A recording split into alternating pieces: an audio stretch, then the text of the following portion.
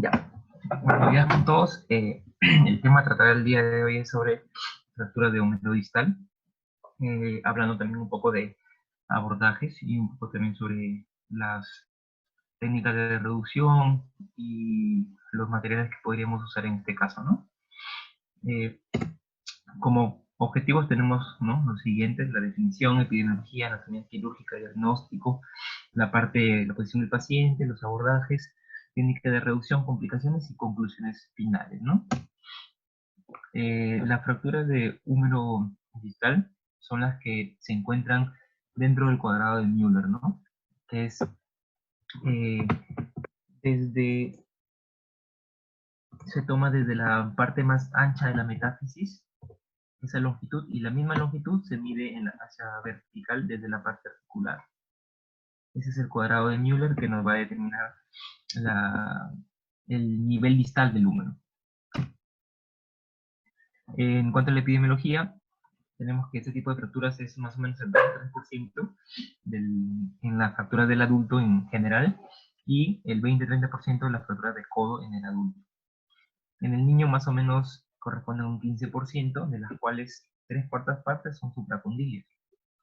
Y bueno, el mecanismo más común de este tipo de fracturas es el trauma indirecto en el adulto, como podemos ver acá en la imagen, con el brazo extendido, la muñeca en extensión, y por fuerza indirecta, por un mecanismo indirecto, va a producir la ruptura a nivel del húmero distal.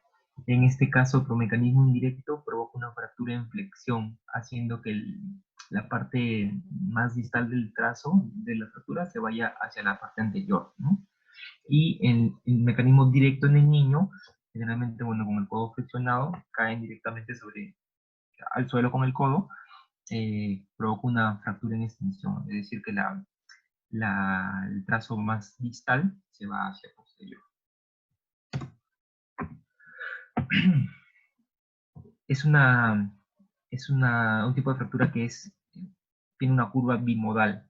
En los pacientes jóvenes, 20-30 años, es por alta energía, y en los pacientes adultos mayores, 60-70 años, es de baja energía, generalmente caída de nivel o, bueno, caídas haciendo alguna actividad no cotidiana, y suelen ser fracturas cerradas, ¿no? A diferencia de las de alta energía, que por accidente de tránsito a veces vienen fracturas expuestas. La anatomía quirúrgica, eh, como bien sabemos, la parte distal del húmero tiene una forma casi triangular, ¿no? Con el ápice hacia la parte proximal y la parte de la base hacia la parte distal. Tenemos que tiene columnas, la parte radial, la parte cubital y la parte de la trópia, ¿no? Tenemos también que va a presentar un triángulo de estabilidad. ¿Qué quiere decir? Que para tener una buena estabilidad postquirúrgica tenemos que reparar todas las columnas. Incluye la columna lateral, la columna medial y la parte de la parte tropiar, la superficie articular. Estableciendo estas tres columnas de manera anatómica, o al menos la parte articular en sí, tenemos o nos va a brindar una buena estabilidad, ¿no?, en el constructo. El húmero va cambiando de forma desde la parte, si lo vemos de la parte proximal a distal, tiene cierta variación en la forma, ¿no? Tenemos acá unos cortes transversales del húmero, en los que podemos ver que en la parte más proximal es prácticamente triangular, a diferencia que en la parte más distal ya se va volviendo una forma romboidal, ¿no? De mayores superficies, como podemos ver en el último corte, ya este es allá a nivel de la trópea, va variando de forma de proximal a distal. Los músculos que tienen predominancia o actúan más sobre esta parte del húmero distal son, en cuanto a los músculos flexores, tenemos al bíceps, tenemos, bueno, acá tiene también un poco de implicancia el supinador largo, el braquioradial, y el braquial anterior, ¿no?, que se inserta en la coronoides. En la parte posterior del brazo tenemos el más fuerte, el más potente, el tríceps, con la cabeza larga que se origina en la parte inferior de la de la glena. Y bueno, ya en la parte casi articulada, en la parte del codo, nos va a interesar mucho, sobre todo en la parte, en el abordaje lateral, el músculo anconio, para identificarlo y reflejarlo, moverlo un poco, sino desinsertar parcialmente este músculo para poder acceder a la parte del cóndilo lateral, ¿no?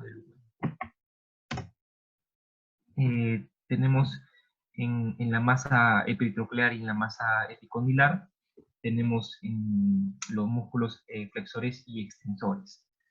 Por ejemplo, en la parte de la epitroclea tenemos a todos los músculos flexores, como el pronador redondo, el palmar mayor o el flexor cubital, perdón, flexor radial del carpo, el palmar menor o el palmar longus, el flexor común superficial de los dedos y el cubital anterior o llamado también flexor cubital del carpo. En la masa epicondilar, el cóndilo externo, tenemos a los músculos extensores, ¿no? Primer radial, segundo radial, extensor común de los dedos, extensor propio del quinto, etc. Y en la parte central tenemos ya los grandes músculos que mayor parte vienen desde la parte proximal del húmero, como el bíceps braquial, el braquial anterior que va a llegar hasta la coronoides, y el tríceps braquial, ¿no? En cortes transversales podemos ver, ¿no? Esto es en la parte, una parte más proximal, más o menos entre el tercio proximal y tercio medio, que nos evidencia, ¿no? Los músculos que están sobre esta zona, y podemos apreciar parte del nervio musculocutáneo, que es parte de la irrigación del húmero distal, con el nervio mediano y el cubital que está detrás de la epitroclea, ¿no? Y en la parte más distal, ya podemos ver que cambia la forma del húmero, es un poco más romboidal, con las diferentes relaciones musculares y neurovasculares. La irrigación tenemos que va a provenir de la arteria braquial, la braquial profunda, como podemos ver acá. Esta es la braquial que rama del axilar, la braquial profunda, y bueno, de la braquial misma se genera la radial y la cubital, que es más profunda. Tenemos la arteria braquial con sus diferentes ramas que se van a generar. Y en cuanto a la inervación, tenemos básicamente, está dado por el nervio radial, el músculo cutáneo, como vamos a ver acá, se originan del plexo braquial, y y el nervio mediano.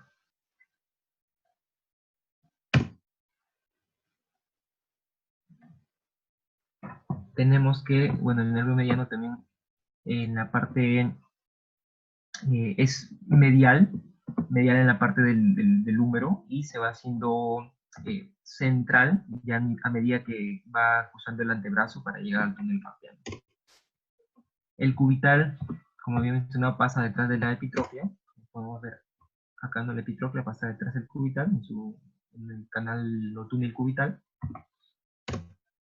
Y el radial, que viene de la parte anterior, de la parte proximal, y se torna posterior a nivel del canal de torsión, y se hace anterior, pasando ya más o menos el tercio medio del canal de torsión, se vuelve anterior para ya llegar en la zona radial, ¿no? En cuanto a los ligamentos de la articulación del codo, tenemos el ligamento colateral radial, el de acá, el ligamento colateral cubital y el ligamento anular, ¿no? Que es el que le da la facilidad de la parte radial de hacer la pronosupinación, ¿no? Tenemos que conocer también ciertas mediciones o ángulos normales en el brazo, como por ejemplo, que nos van a indicar de una manera directa o indirecta quizá, si está bien alineado, ¿no? Los ejes. En este caso, el ángulo de acarreo, que es un ángulo formado entre el eje anatómico del húmero con el eje anatómico del cúbito. Medimos los dos ejes y de esto nos va a resultar una angulación, que generalmente es esta de acá. Esta angulación es mayor en mujeres que en hombres. Mujeres de 10 a 15 grados y en hombres de 5 a 7. Por eso se dice que las mujeres tienen un cúbito valgo un poco más acentuado que el varón. O sea, la mano se va hacia afuera, ¿no? El ángulo de Bauman, bueno, es el ángulo formado entre el eje anatómico del húmero y una línea que pasa por la fisis del capitel, ¿no? Acá. Esta angulación, este ángulo alfa resultante, si es que es mayor de 80 grados, estamos hablando de un cúbito varo. Si es que es menor de 60 grados, estamos hablando de un cúbito varo. El triángulo de Nélaton nos va a dar muchas pistas sobre si es que estamos ante una probable fractura o ante una luxación. En una fractura citacondila, el triángulo está inalterado porque el defecto está en la parte superior, parte proximal. En cambio, en la luxación del codo sí se altera el triángulo, pierde la armonía debido a que la articulación sale de su lugar, ¿no? También, para tener en cuenta en niños, tenemos que en las radiografías de los pequeños hay una mnemotecnia de los centros núcleos de osificación, que es la mnemotecnia CITE. Quiere decir, el C del cóndilo humeral, el I del epicóndilo interno, la T de la trópida y el E del epicóndilo externo, ¿no? En este caso, los centros de osificación van a aparecer en 3, 6, 9 y 12 años. En este caso, en la parte del cóndilo humeral a los 3 años, en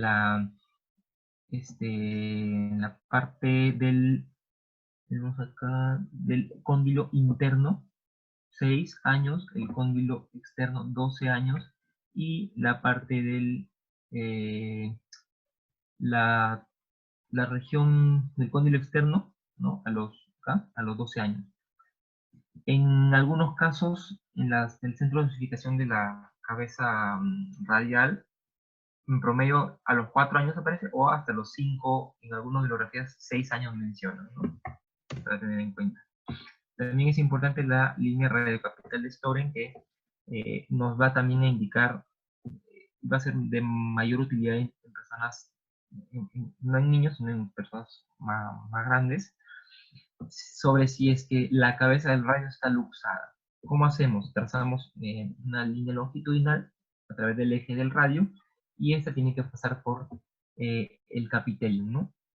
En este caso, si es que la línea es congruente y tiene relación con el radio con el capitellum, estamos que, bueno, la articulación está dentro de su lugar y el radio no está luxado.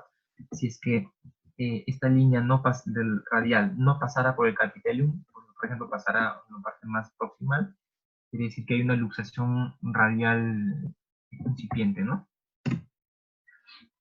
También el ángulo de la patela humeral, a tener en cuenta, debido a que en la parte quirúrgica, en algunos casos, si es que son muy distales, el foco de fractura es muy distal, hay que moldear la placa justo en estos 40 grados que tiene el ángulo de la paleta, ¿no?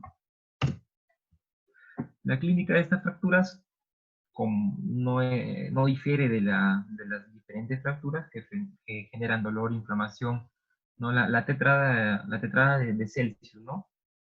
Crepitación, limitación funcional, ¿no? En algunos casos también, bueno, dependiendo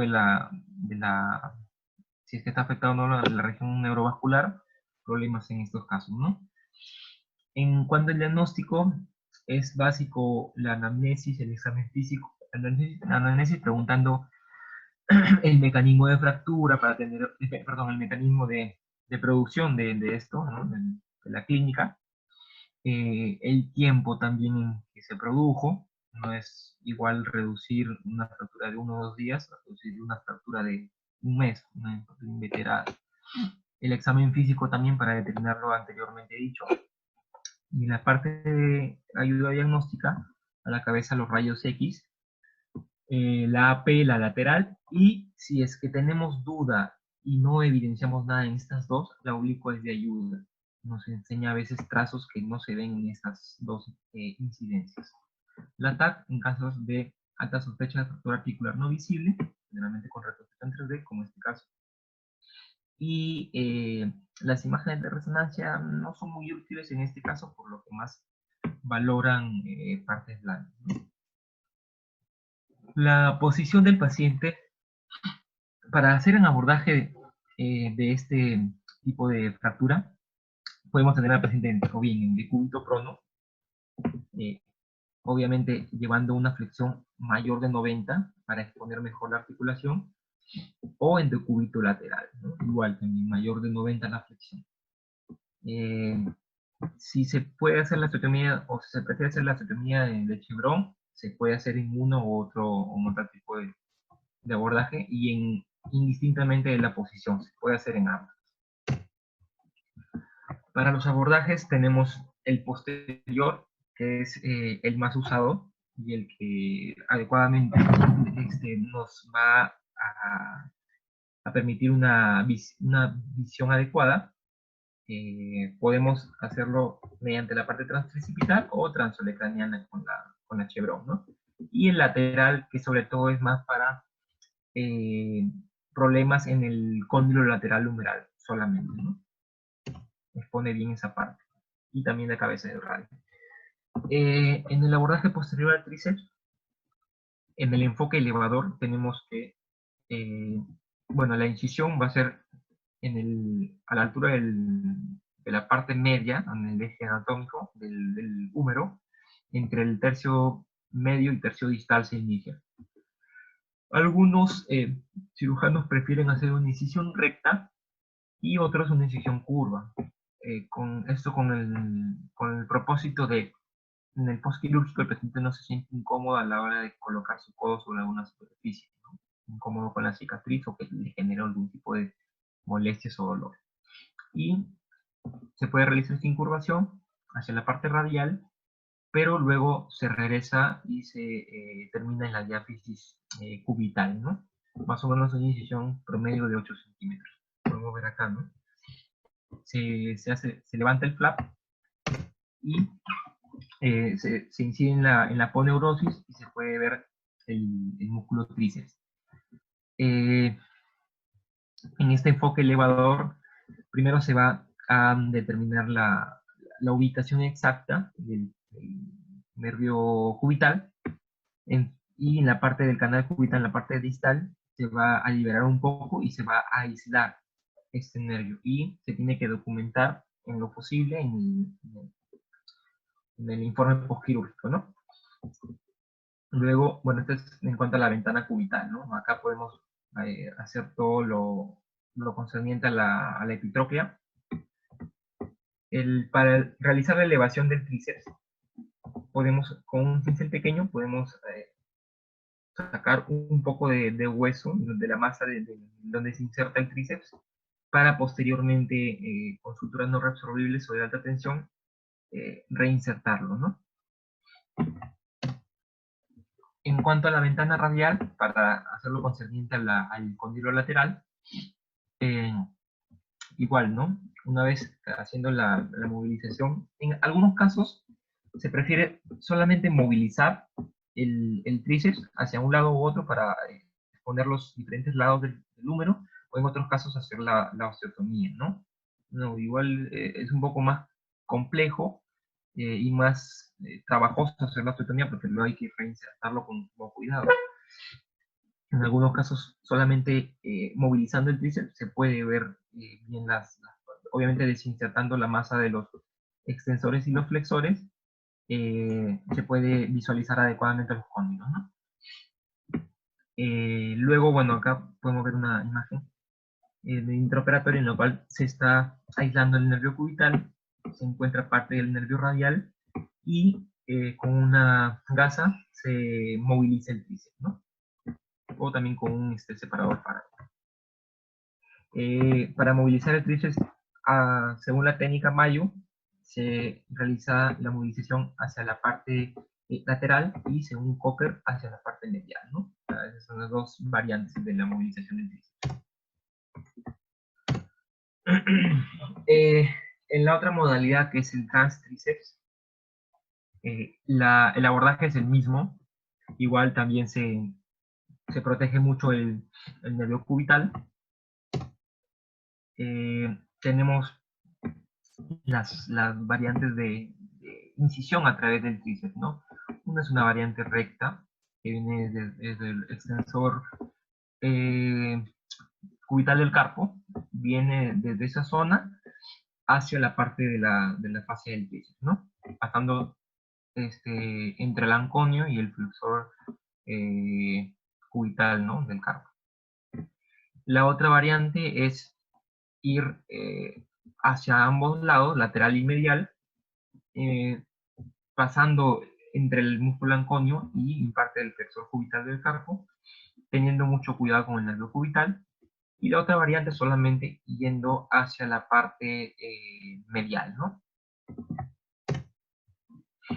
El que, bueno, más utilizamos y más conocemos es también el abordaje, la parte de la resección de la fascia tricipital tipo Campbell, en la cual se hace prácticamente como una imagen romboidal. Acá obviamente se tiene cuidado con el cubital, se incide sobre la aponeurosis y se deja libre la fascia del tríceps para hacer la incisión, ¿no? En forma casi romboidal. Se libera y el flap se refleja hacia la parte distal, hacia la parte del cúbito, ¿no? Para poder exponer adecuadamente la parte distal del húmero. En algunos casos, si es que la configuración de la fractura lo requiere, se puede hacer una incisión hacia la parte proximal para poder exponer, si es que tiene un componente diafisario, se puede exponer un poco más proximal la fascia del tríceps. Y posteriormente, con suturas absorbibles de preferencia con puntos separados, se cierra. En la variante transolecraniana, tenemos que la técnica de la osteotomía de Chevron, ¿no? La osteotomía del olecrano. Esta osteotomía, bueno, anteriormente se realizaba de otras maneras.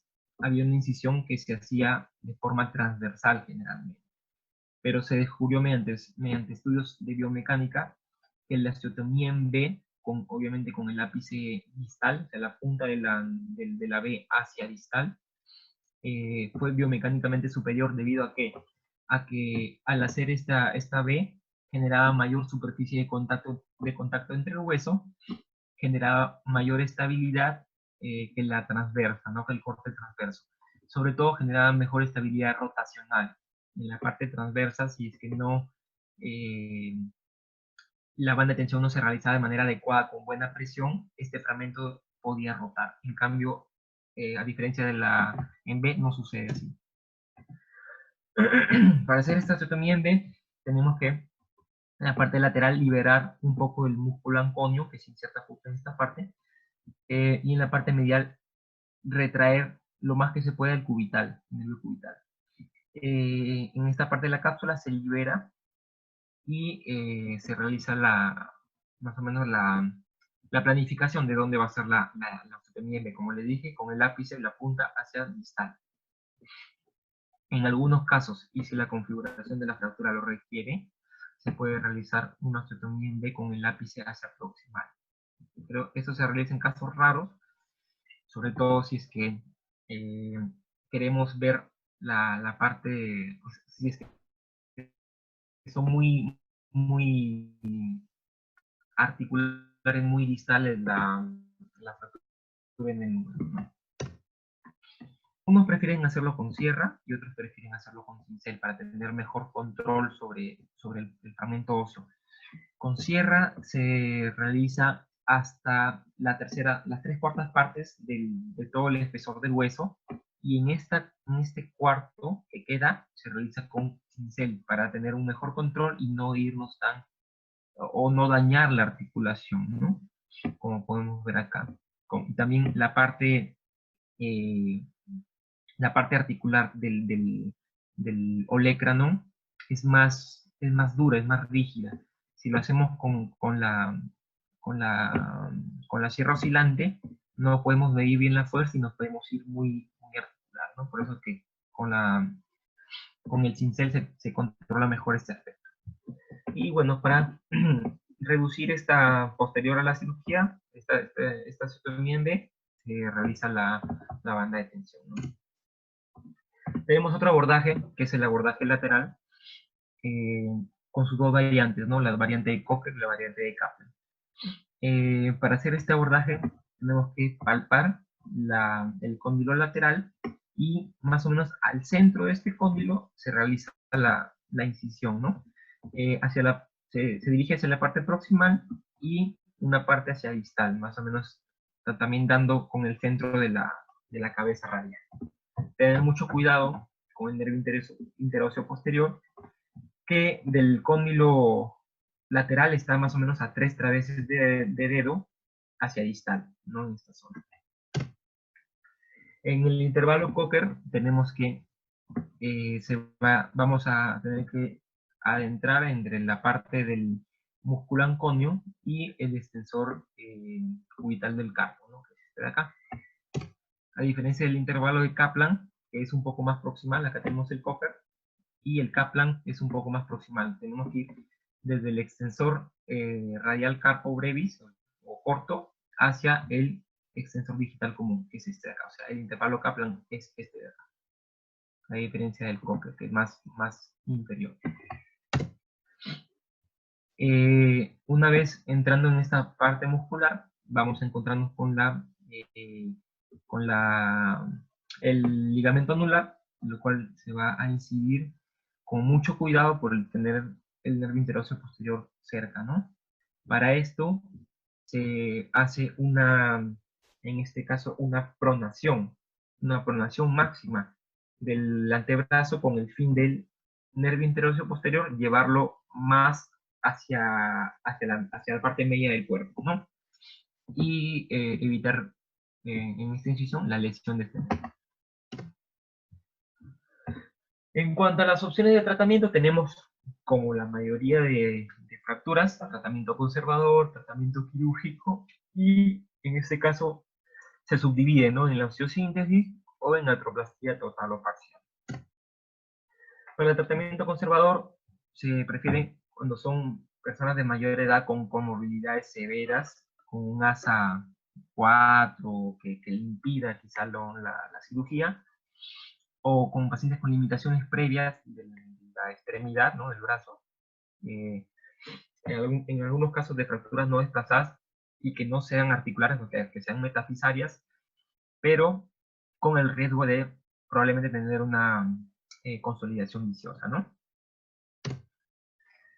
Para el tratamiento conservador, en cuanto a niños, se prefieren las no desplazadas, ¿no? En la Garland tipo 1 o la tipo 2A, que es cuando una cortical está intacta, generalmente la cortical posterior, pero a diferencia del Garland 2B, no está rotado en el fragmento. El 2A está sin rotación y el 2B sí está rotado, como podemos ver el signo de la cola de pescado, ¿no? En estos casos de 2B y 3, cuando las dos corticales están rotas, cuando no está estallo verde, se prefiere el tratamiento quirúrgico. En estos dos casos se puede usar el conservador, ¿no? En adultos jóvenes, el tratamiento conservador presenta 3 veces más resultados inaceptables que el tratamiento quirúrgico, sobre todo en malas consolidaciones o no uniones, ¿no? En tratamiento conservador, 6 veces más riesgo de no uniones y son 4 veces más propensos a retardos de consolidación.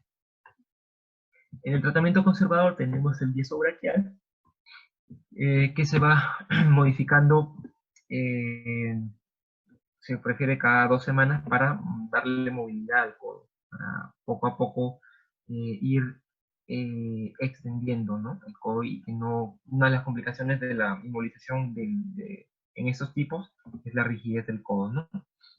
Otro caso es la tracción trasolecraniana, que bueno, ya casi está en desuso, pero si es que son fracturas, por ejemplo, muy comminutas hay pérdida de fragmentos o está muy estallado, y que no es factible la reducción quirúrgica, se puede usar este tipo de tracciones, ¿no?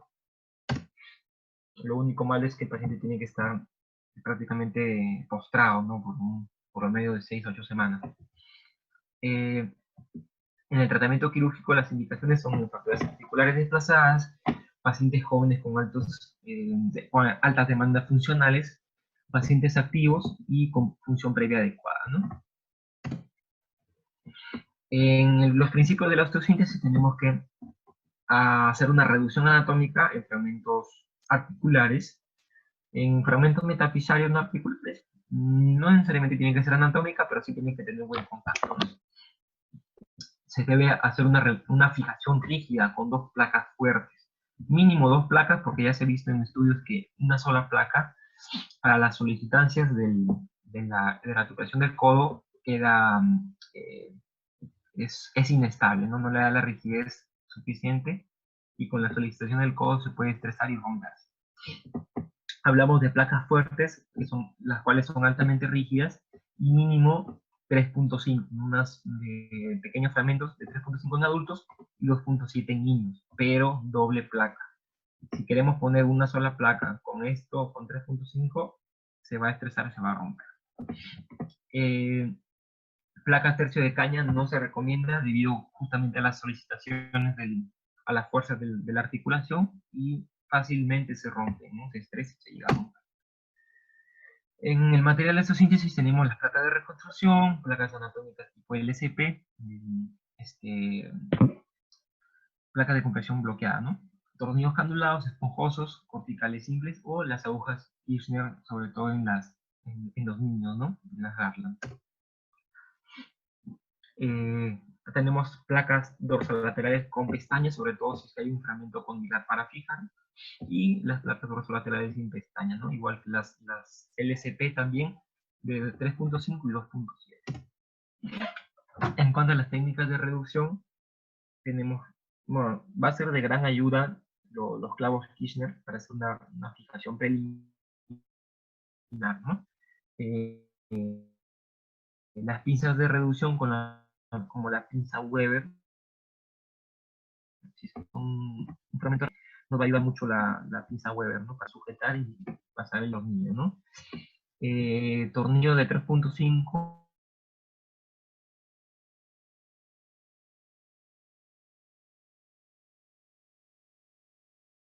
o si es que es una fractura fijado externa.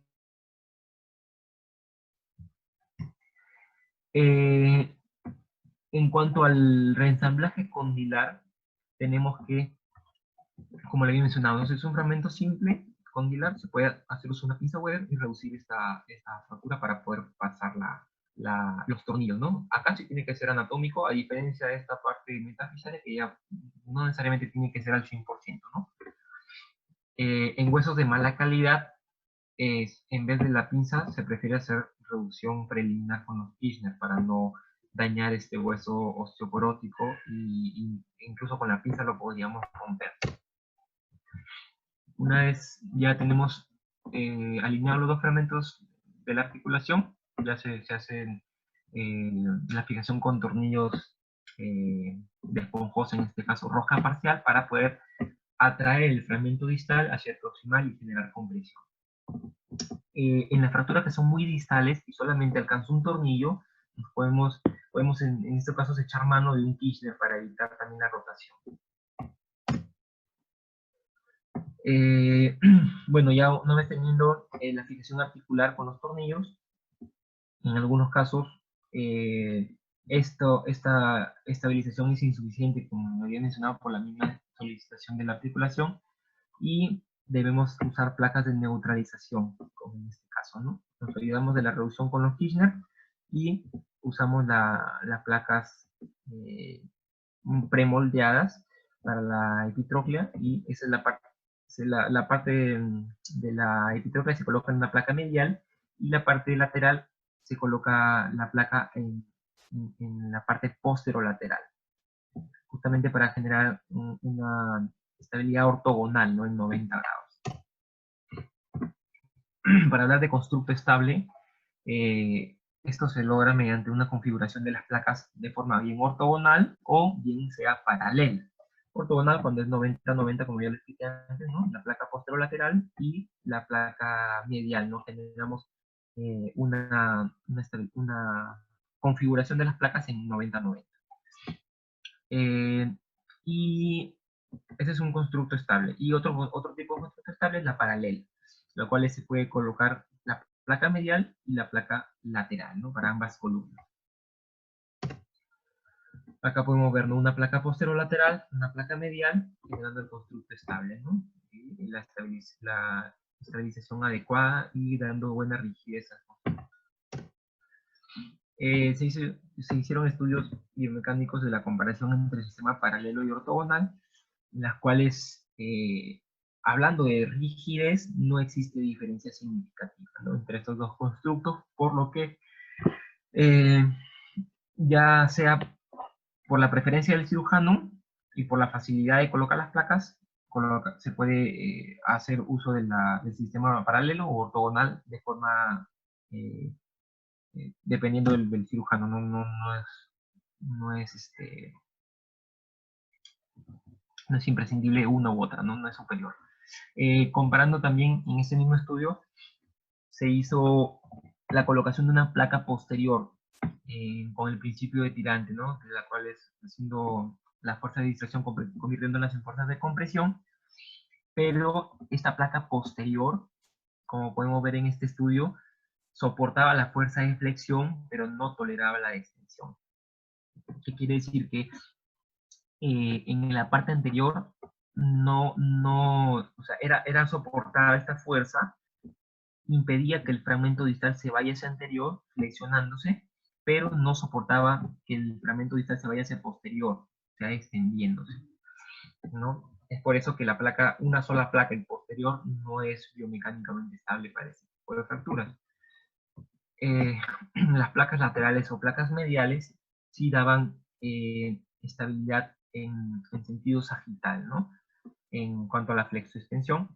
Y las fuerzas de extensión también daba cierta estabilidad, pero más a las fuerzas de flexión, ¿no?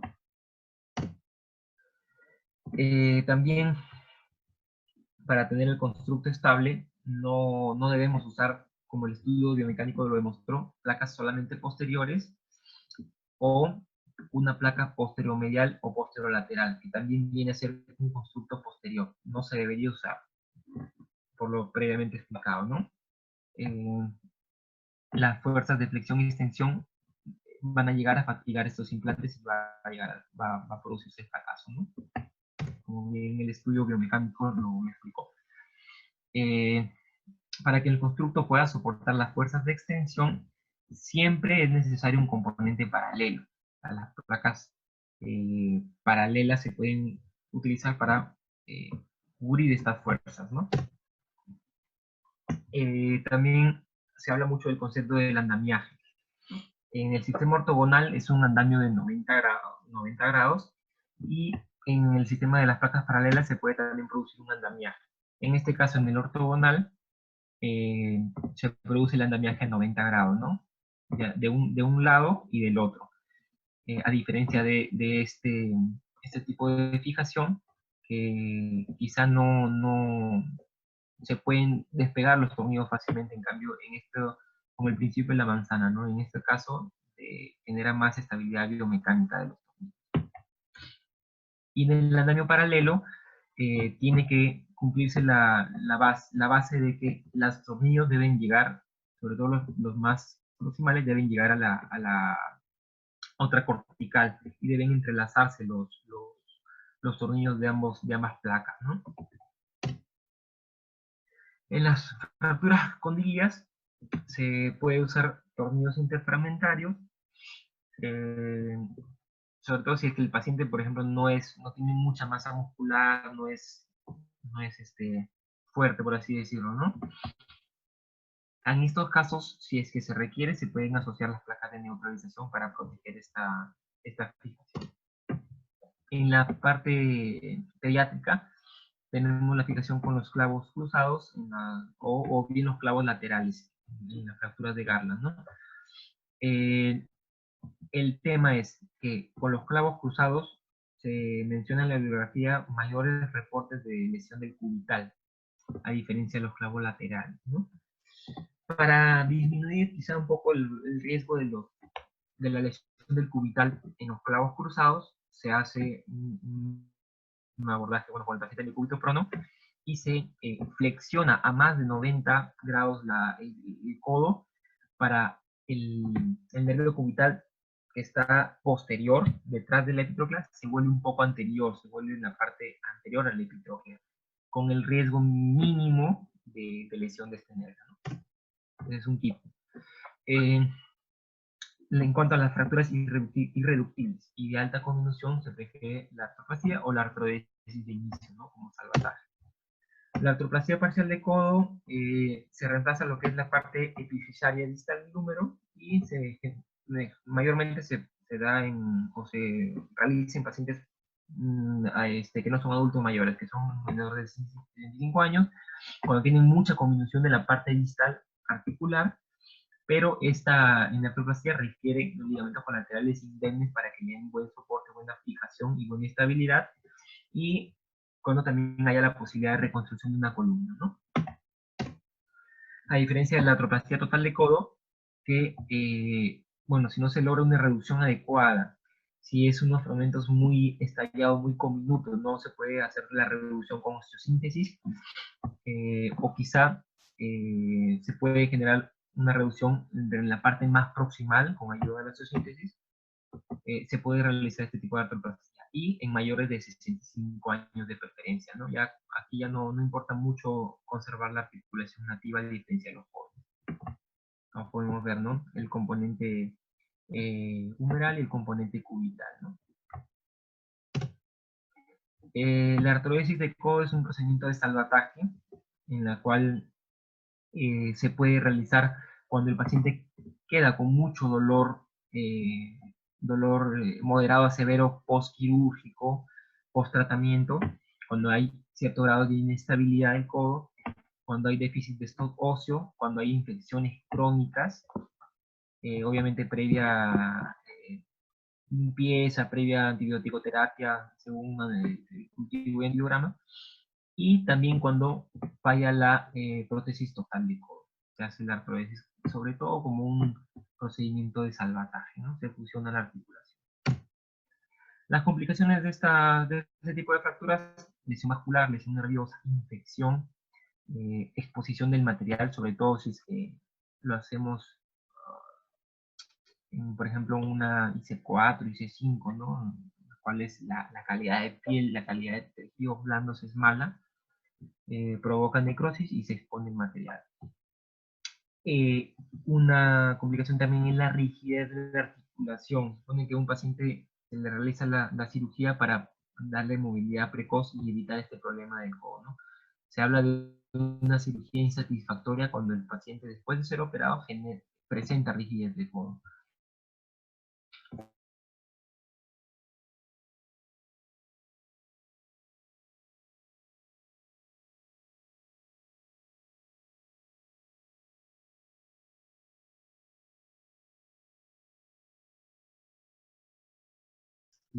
El cúbito varo, que es el más común, como conclusiones tenemos que la fractura del húmero distal, hay fracturas que tienen buen y mal pronóstico, sobre todo las de mal pronóstico son las articulares complejas, ¿no? Las tipo C2, C3. Es esencial el diagnóstico preciso de la radiografía. Si es que no vemos en las 3 incidencias radiográficas, nos podemos ayudar de un TAC para ver sobre todo la parte articular en una reconstrucción, y poder también guiarnos para una adecuada planificación operatoria y dónde vamos a colocar las placas, ¿no? Salvo en las fracturas no desplazadas, se requiere un tratamiento quirúrgico con reducción anatómica articular y osteosíntesis estable. La osteosíntesis precoz evita o disminuye las secuelas como rigidez articular, infección y osificaciones heterotópicas. Si tenemos en algunos pacientes con antecedentes de osificación heterotópica, por ejemplo en cadera, y queremos prevenir o disminuir el riesgo de esto, podemos ayudarnos de la indometacina, ¿no? 25 miligramos 3 veces al día por unas 6 semanas para bajar al mínimo. Y bueno, el tratamiento quirúrgico no es siempre posible ni aconsejable en enfermos de edad avanzada, con que tengan poca actividad funcional, osteoporosis severa, bueno, aunque ahora con los implantes de bajo contacto bloqueados, es factible operar a ese tipo de pacientes. Y si es que en estos casos tienen también conminución articular muy importante, es un poco complicado. Ahí se podría iniciar, si es que ya está destruida la articulación o en una artrodesis de salvataje o en una, hasta en una tracción transolecraniana o quizá también una articulación de codo. Bueno, básicamente ese era el tema que quería exponerle. Muchas gracias. Jorge, una exposición bastante bonita, clara. Has hecho precisiones verdaderamente de mucha utilidad.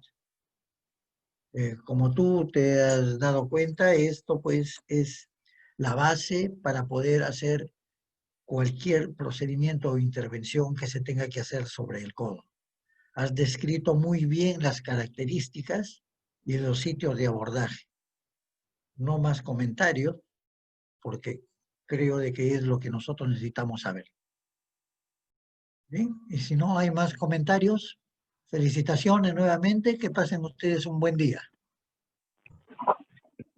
Gracias, que tengan buen día con todos.